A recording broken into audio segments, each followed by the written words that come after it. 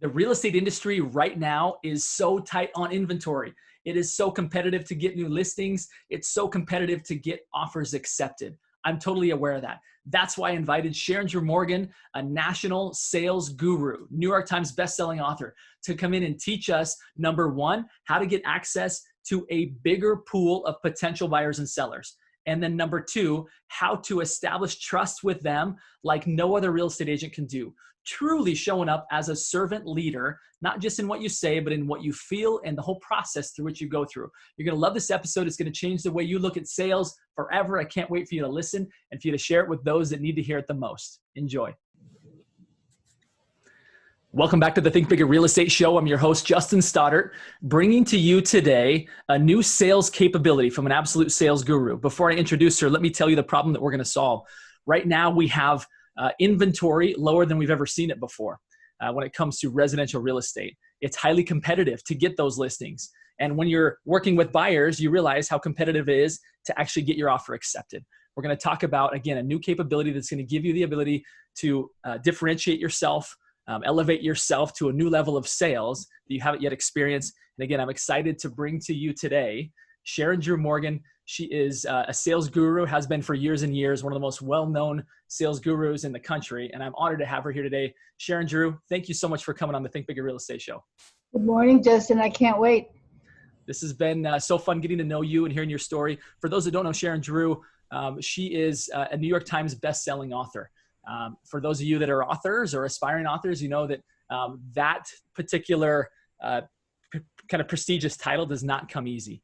Talk to us a little bit about kind of that process, if you wouldn't mind, Sharon-Drew, before we kind of get into the meat of the episode. Obviously, you've been having original thinking, original ideas around sales for a long, long time. You put it into a book form, and that kind of probably, I would say to some degree, kind of put you on the map and put you in front of some of the largest companies in the world, training some of the biggest names in the world. Is that true? Is that kind of the path that you went down?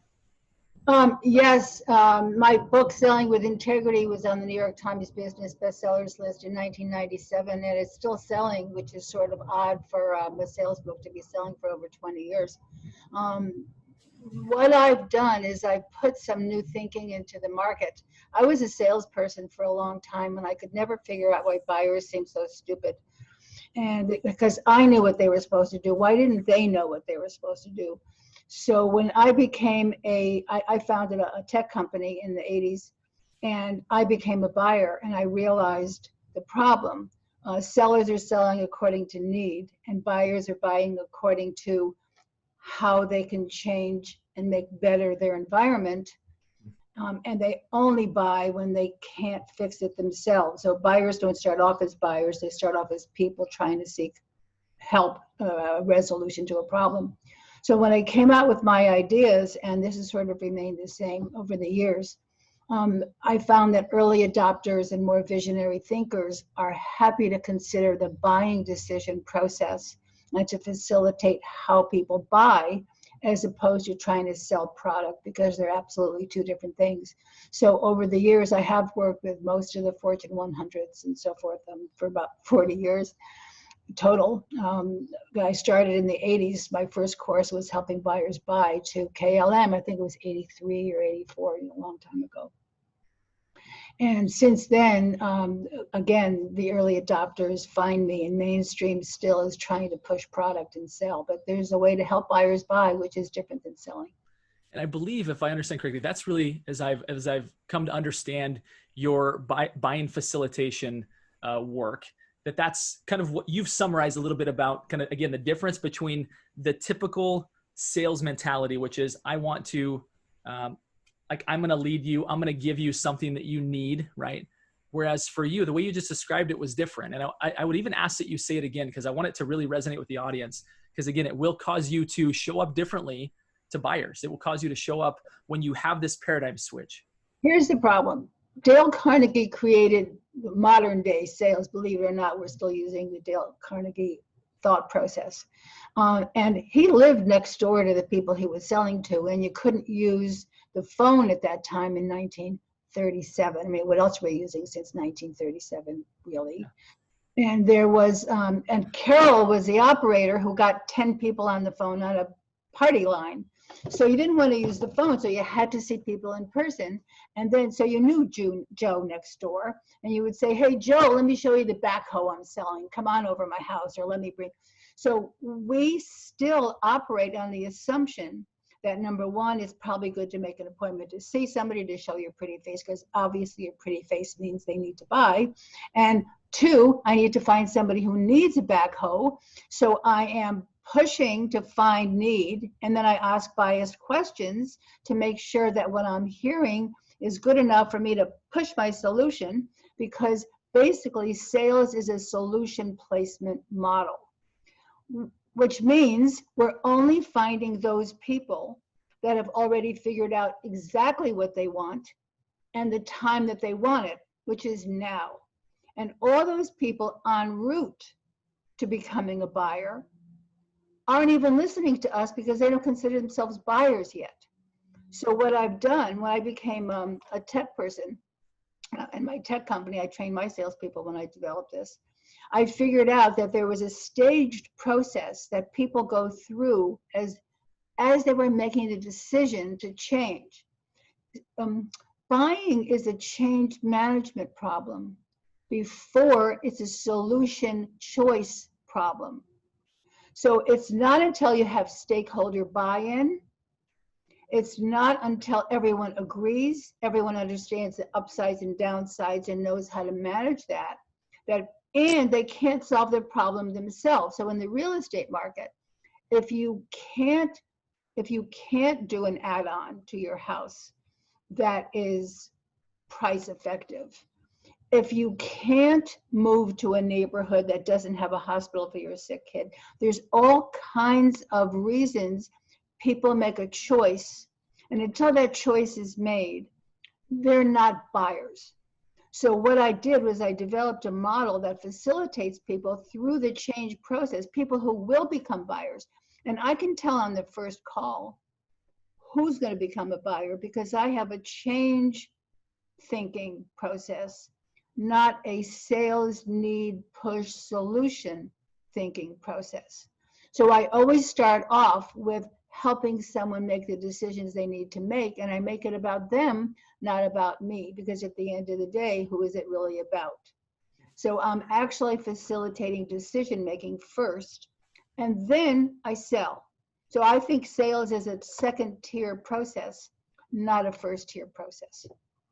Sharon-Drew, I absolutely love what you're saying. Like, it's just like almost music to my ears, because what I see right now is so many people, they're taking a sales process and they're applying it to 100% of the people, right? Trying to like manipulate, not manipulate. It's not always in those negative terms, but they're trying to get people to do something, right? Whereas what I hear you saying is it allows us to tap into a bigger share of the market. Instead of that 1 to 2 to 5% of people that are buyers, you can actually serve the other 95% or some percentage of them by helping them get to the point to where they are willing sellers. And you've actually built a relationship with these people up to the point to where buying from you is such a natural thing because you've helped them discover this change process that they need to get to in order to become buyers. So I want to make one little correction. Please, because it didn't sound nearly as good as what you said.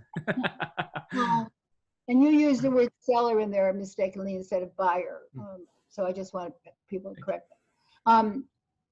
I'm actually serving people. And my job is a servant leader to do win-win, and I facilitate them through their change process. First, I discover people who could potentially be a buyer in the area that I'm providing support with. And then I change my thinking to how can I serve them and how can I facilitate them to their own logical conclusion.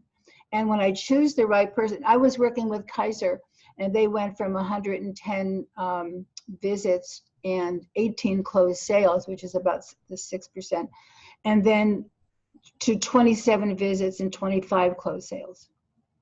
Wow. So because of finding the right people and helping them determine how they were going to change and find what they wanted for their best outcome, we only went to visit those people who were buyers.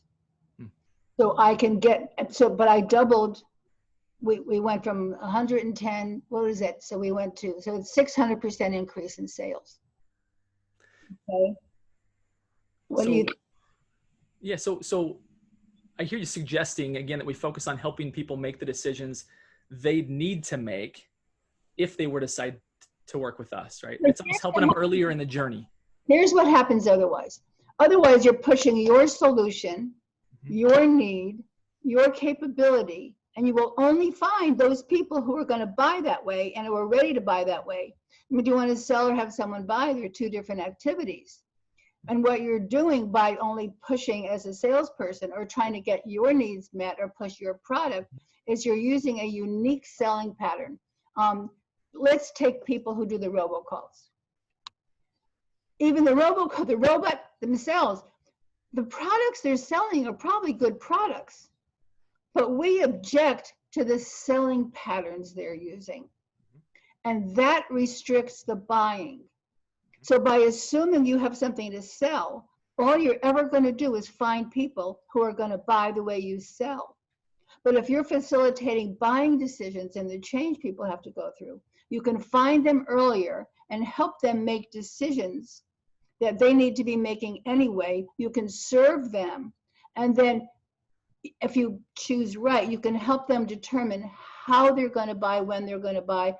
People don't even ask my price. I was working with KPMG. They went from a 3-year sales cycle and a $50 million solution to a 4-month sales cycle and with the same solution. And they stopped trying to create those $1 million presentations. They stopped the presentations and pitches altogether because they already showed their value by facilitating the entire globe, in that case, to make the decisions they needed to make. And it was time for them to buy. I was already there and they respected me and trusted me by then. We're really creating trust. You know what? Let me show you, okay? Let's do a role play or two. Your people are realtors. And the problem, from what I understand from you, is that they need more products. That what you call it when people put their house on the more inventory. Yeah, more inventory. I'm sorry if I get the words wrong. I hope great. You're right there.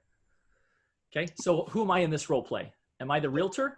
You be somebody. I'll be the realtor. Okay, great.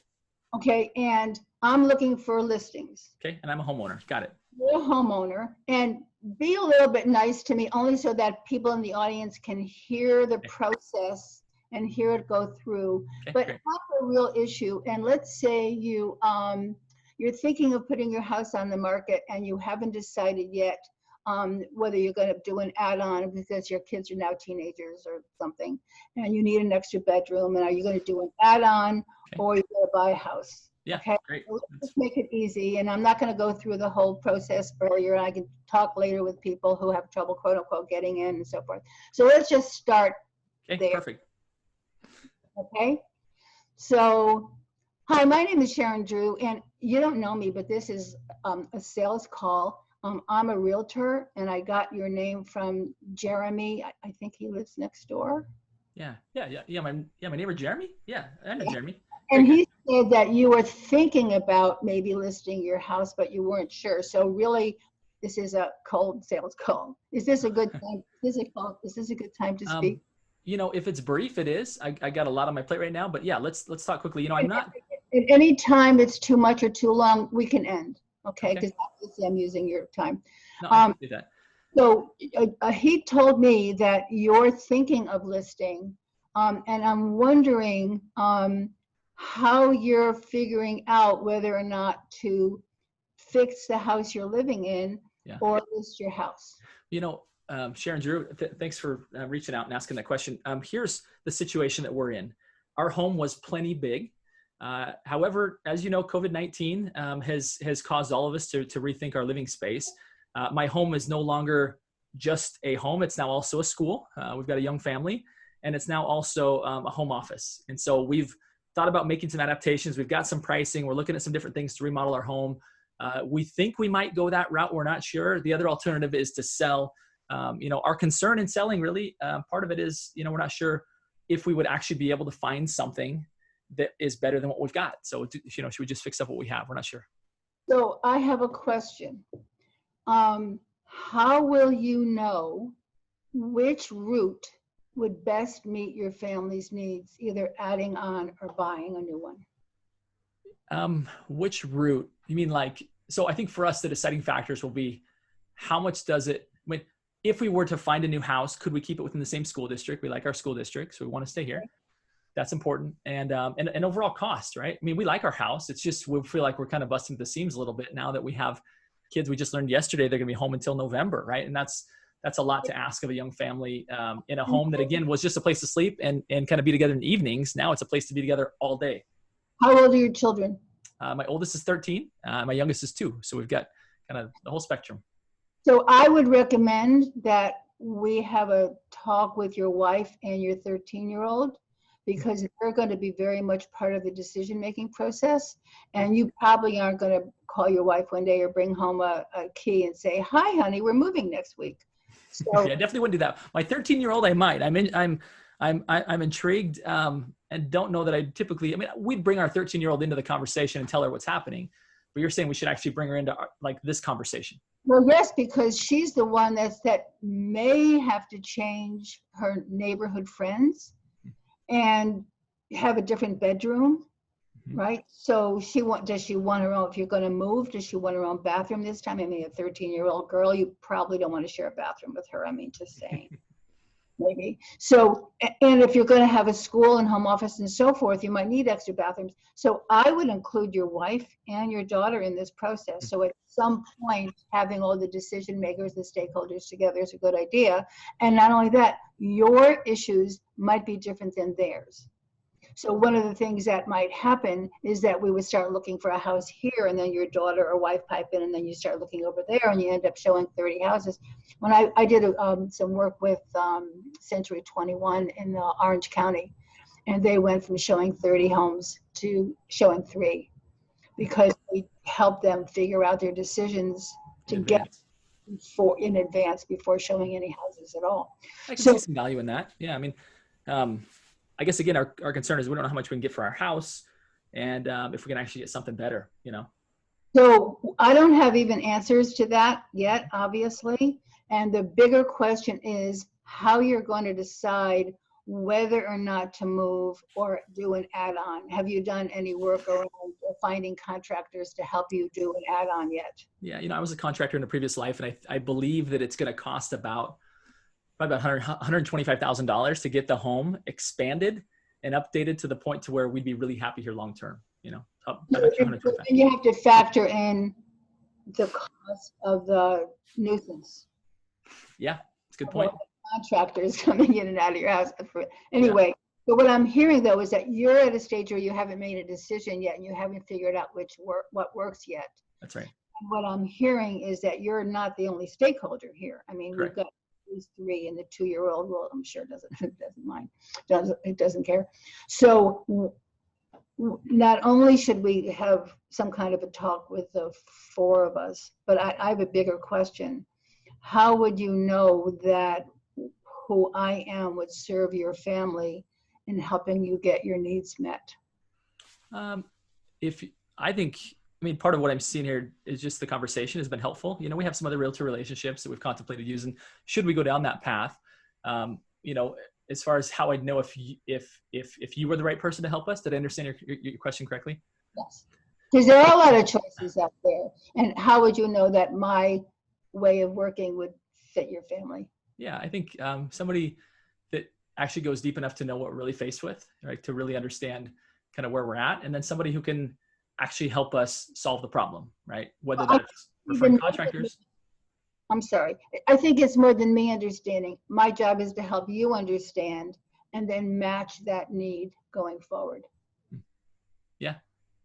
Because it sounds like you don't have the full set of criteria in your own head yet. Yeah, not yet. That's the first time I've been asked that question, so it's a good one. Something to contemplate.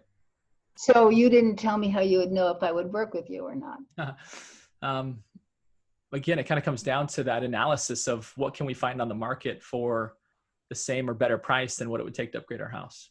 You know? But you also need to know if you trust me or not, because we would have a very intimate relationship if the decision were for you to find a house. Mm-hmm. That's true. Yeah. So I mean, it does come down to trust, and are you the person that can help us find that solution? Yeah. Do we trust you to help us do Right. that? And I would suggest that maybe your wife and your daughter might have a say in whether or not you want to work with me, because I would guess that the product,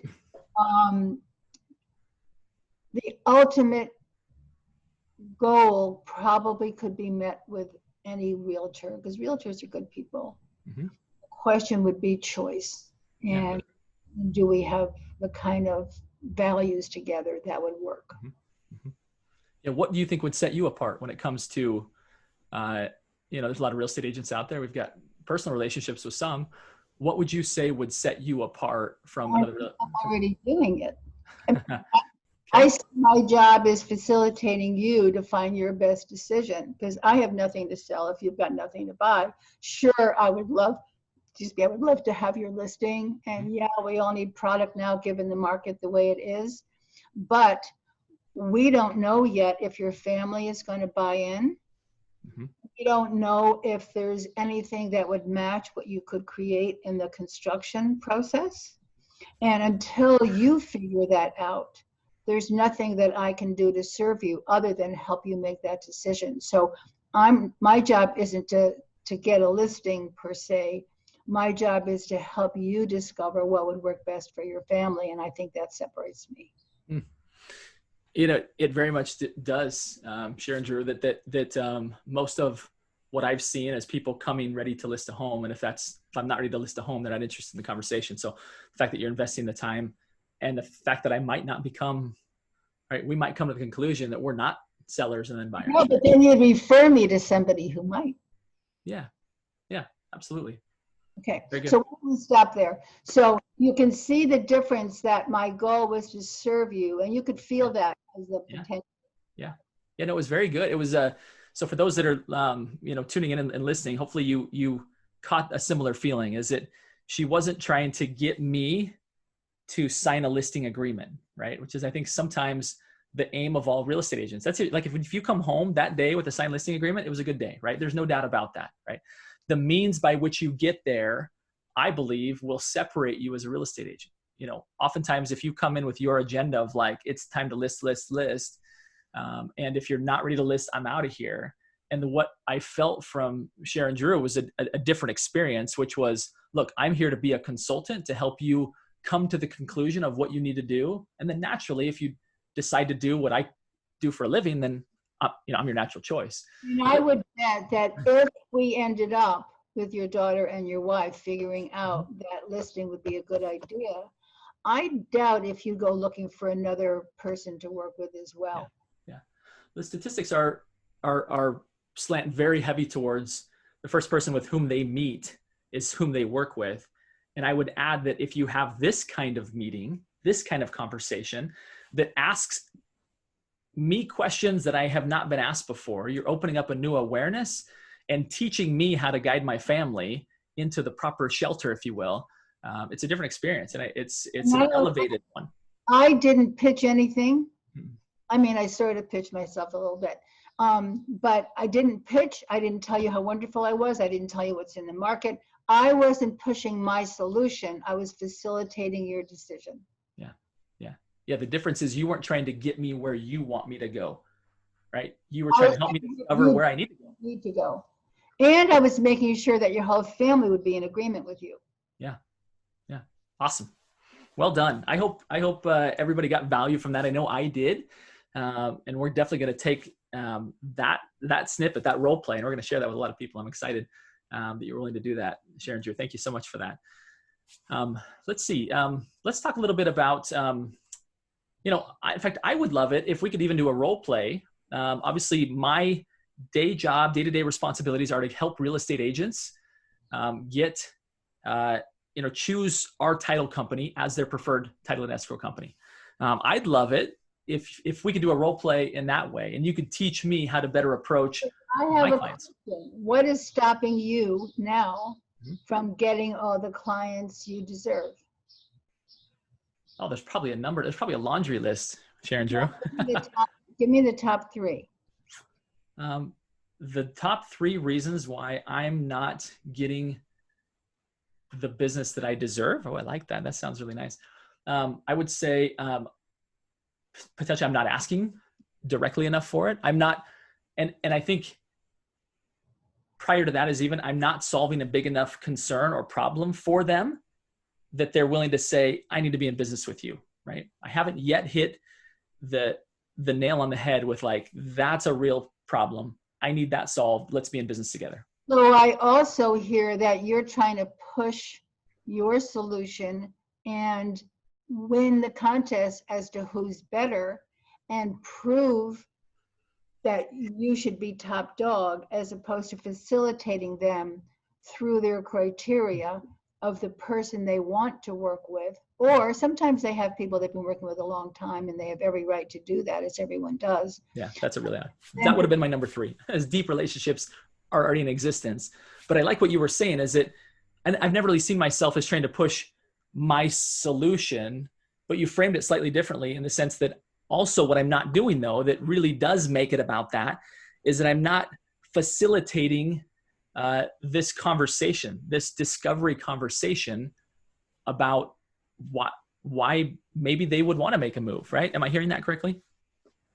Yes, but you're still trying to gather data so you can push. Okay. As opposed to facilitating them through the discovery of how to choose what's best for them. That's so good. Whatever I love that. You're asking me are all based on your needs. Mm-hmm. And I really at the end of the day, I will sell, because at the end of the day, that's what I have to do. Mm-hmm. But I'm making sales a second tier process. And this change facilitation process, which is based on servant leadership, the primary process first, and then. But there's something else I'm hearing. I'm also hearing that you're attempting to be the top dog so that you can be the title company. What about if they have someone they really like and care for and have respected for a while? Mm-hmm. What if you were to ask if you could add and be a secondary person for the time they need you? So again, why would they say, oh yes, I'm going to get rid of the person I've been working with for the past 8 years because you called, oh, how cute you are. People have every right to maintain their relationships. I mean, if you had a relationship, you wouldn't want them saying totally. Yes to. In fact, I've found that people who are so quick to switch without a ton of value offered on my end, they're going to do the same thing to me, right? The same thing to you. So the question was, on that sort of thing, I would say something like, I'm so glad you have a good relationship with the person you're using. Obviously, I don't want to interfere with that because it's working and it's so hard to find relationships like that work good for you. I'm wondering if you would be willing to add me or someone as a secondary person for those times that your normal person can't get you what you need. So you're not harming their relationship or being disrespectful, but you're adding. Yeah, I'm on the bench. I'm right here waiting for you, coach. Put me in whenever you're ready. How's that for an analogy? So the question becomes, how can you serve them get what they want? But you're also helping them expand their view of what is out there and what they could use. So if you're already tied into using somebody, how can they add someone for those times that they need something else? But I have a question for you, seriously. I don't mean to be a pain in the butt, but welcome to my world. What would stop you from considering adding the new thinking of serving first and selling second?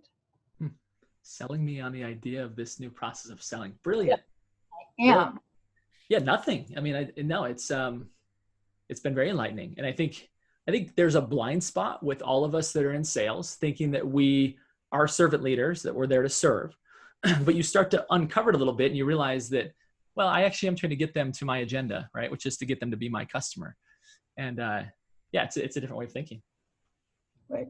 So my process and my thinking is, because there's so many change issues, decision issues that come before a decision to purchase, instead of just going to that tag end where people are already there and already ready, and then everybody feeds off of the low-hanging fruit, you can enter earlier, serve them through their decision making, and be there during the process with them. The difference is, as you heard from everything I'm doing, I'm serving you to figure out your needs. And I don't have a manipulation in there. And when it's time for me to say, gosh, maybe choose me, I say, maybe choose me. Mm-hmm. So there's no manipulation. I say it straight. Even when on a cold call, I say, hi, my name is Sharon-Drew Morgen. I call myself Sharon-Drew, please. I usually say that. And this is actually a sales call. I'm a realtor looking for this. Is this a good time to speak? It's very, I mean, what else is there if you're not upfront?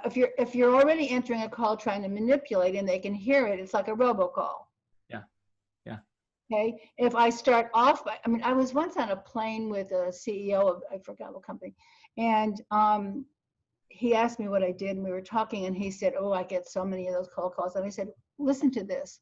My name is, and this is a cold call. This is a sales call. Is this a good time to speak? And he looked at me and he said, you can do that. He said, I would say yes to people if they did that. They're just honest with me. He said, nobody's honest, always trying to manipulate me. And if you really want to serve, then you have to just be honest. Yeah. Trust has to be at the foundation of it. So good. I want to let everybody here that's watching know how they can get more help from Sharon-Drew. If you go to Sharon-Drew-Morgen.com, and we'll put this in the show notes, we'll put it in the comments, we'll put it wherever we can possibly put it. Because I think what she's offering here for the real estate industry is unique and it's needed. To be honest with you, because I'm not a real estate agent myself, I have friends, family who tell me the truth about their experience with real estate agents. And unfortunately, our industry to some degree, based on a few, I don't know, bad characters, but a few different methods that are maybe on the opposite side of the spectrum of what Sharon-Drew is teaching here, are kind of lumping real estate agents in with used car salesmen. Now, if you're a highly ethical, integral used car salesman, please don't take that personally. But there's a general stigma that comes along with that, is that you step on a lot and they're going to manipulate it, try to get you to buy a car, any car, doesn't matter. And real estate agents have kind of been lumped into that. Can I throw one thing in here? One of the things that the Century 21 people did when I was training them is they came up, I'm going to give a little tip. They would create a list of these. There's a form of question that I use that I invented called a facilitative question. It takes a little training to learn it, but I sell cheap packages where you can learn to do it. They would put some facilitative questions on one sheet of paper and give a couple this one sheet. And then watch the interaction, see where the sheet went, if they read it together, if one person kept it, and then watch the interaction of these questions, because until they're both on the same page, you're focusing on one person, and this other person will come in 2 weeks or 2 months and say no, no, no, and then the whole interaction changes. So I remember a time when I was moving to Austin, and I told her I wanted a loft. It had to be downtown. I would not live in a development. I'm a single woman. I would not live in a big house that needed with a yard. And I went through this whole list, and when I went to see her, she had a folder of about 20 houses for me to see. And I went, really, there's that many lofts downtown? And she said, well, I just thought I would take you to places so that I could see what you wanted. And I went, well, I told you exactly what I wanted, because there's this trust that people don't know what they want. But if you can help them discover their criteria before you go, then you show 3 instead of 30. But she was driving up to this development in the suburbs, and I was hyperventilating because I'm really sort of like, I live on a houseboat now. I'm sort of a cool person that doesn't do development. I'm a single woman. So she's bringing me to up the hills and the big houses. And I said, where are you taking me? This is a development. She said, I'm hyperventilating. I said, I'm hyperventilating. And I told her to go back, and I stopped and I got a different realtor because she didn't hear me. Because there's this assumption that buyers don't know what they want, and that's because you're not asking them the right questions to help them determine what they want.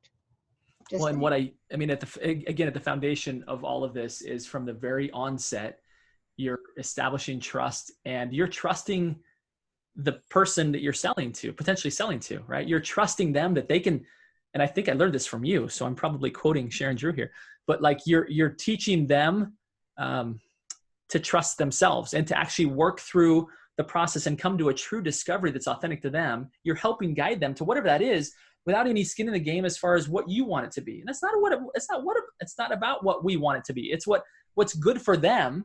And if it so happens that our career aligns with what's good for them, then hey, then we can step in and serve. But when we come to the relationships with that mentality of this isn't about me, this is about you. Let's find out what's good for you. Trust is established.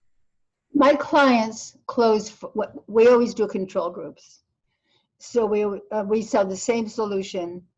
And I would say 100% of the time we get about 600 to 800% increase over the control group using the same product. But one is doing the normal sales and one is facilitating the buying decision, and we enter earlier in the process.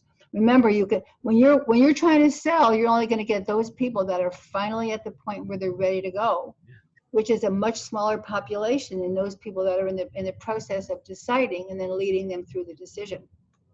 Well, that's the uniqueness and the beauty of what you're sharing here is that, again, it's if you've ever read the book Blue Ocean Strategy, you have this red bloody ocean where you've got everybody competing. And when you're meeting the sellers, right, where they already know they're sellers, there's so much competition, and what people end up competing on is price. And it's just, there's no margin. It's just like a commoditized game. But when you can meet them early, use their commission. It is never, ever, ever, ever, ever a price issue. It is never a price issue unless you're stuck competing with everybody else, and that's the only decision factor and the only comparator. When you start earlier, do you know something? In the 40 years I've been doing this, nobody has ever asked my price. No, nobody has ever asked, and I've sold $500,000 plus training programs to big companies. Nobody's ever asked my price because either they want what I have or they don't, because I'm so unique. And there's some that don't, of course. But you should be in a situation where you're serving so well and creating such a trusting relationship that they don't want to work with anybody else. And don't reduce your commission. Never. Just saying. So good. Sharon-Drew Morgen, it has been such a pleasure to have you on the show. I want to end with the signature question. You've been doing this for decades, really inspiring everything from solopreneurs, sales professionals, all the way to massive corporations, writing New York Times best-selling books. You are, my friend, a big thinker. That's why you're on the Think Bigger Real Estate Show. Would you teach us what Sharon-Drew does to continue to be a big thinker, to continue to expand your possibilities? Will you teach us that? Okay. You see the books? I do. There's 1,500 books there, and the rest are downstairs in stacks. Right now, I'm reading a book on how poker players make decisions. Because you're a poker player, or it all ties back into sales? No, because I'm always learning how people make decisions. Psychology. Yes, and I've just developed a course on facilitating change while people are going through this mayhem right now, and they don't know, there's no main factors, foundational factors to use anymore. I'm always learning. I'm always changing the way I'm thinking so that I can add new pieces. And then I reach out to colleagues. I mean, this morning I got up and reached out to 4 colleagues about a question I had to see. And I always have a beginner's mind. And the other thing is, which is the opposite, is I narrow my market. I don't work generally with mainstream sales folks because they're so busy wanting to sell and they don't mind a 5% close rate, which I find astronomically stunning. So I don't want to work with those people. I only want to work with people that match me. It makes my life easier. I'm not having screaming tantrums in the middle of the night when I'm mad at somebody who did something crazy or betrayed me or whatever the hell. So I narrow my market to those that I can serve well. I'm always learning, always changing. I check in with other colleagues who are big thinkers so that we can noodle something together. And I'm always reaching out. This morning I reached out to the Royal Society of Edinburgh, where they have fascinating meetings and conferences. And I wrote a book on how we can hear each other without bias. By the way, that's a really cool book. It's called What? And the website is didihhearyou.com. So I reached out to them to see if they were looking to train unbiased listening. So I'm always reaching out to find new opportunities, reaching out to colleagues, learning something new, and I'm restricting my client base to those that I truly can serve. I mean, you're doing exactly what you've taught all of us to do, and it's absolutely brilliant. Sharon-Drew Morgen, it's been, again, such a pleasure. Thank you so much for your time. I hope that everybody that's listening to this goes to SharonDrewMorgen.com. Again, we'll put the specific spelling and all of that in the show notes. But please go find her and learn from her. You will be heads above the rest of your competition if you implement what she's talking about here. And I'm excited to share this content with a lot of people. And my final request of everybody are 3 simple words, and they are go, think, bigger. Thank you so much, Sharon-Drew, for helping us do that today. It's been such a pleasure. Bye, everybody. Thank you. Thank you.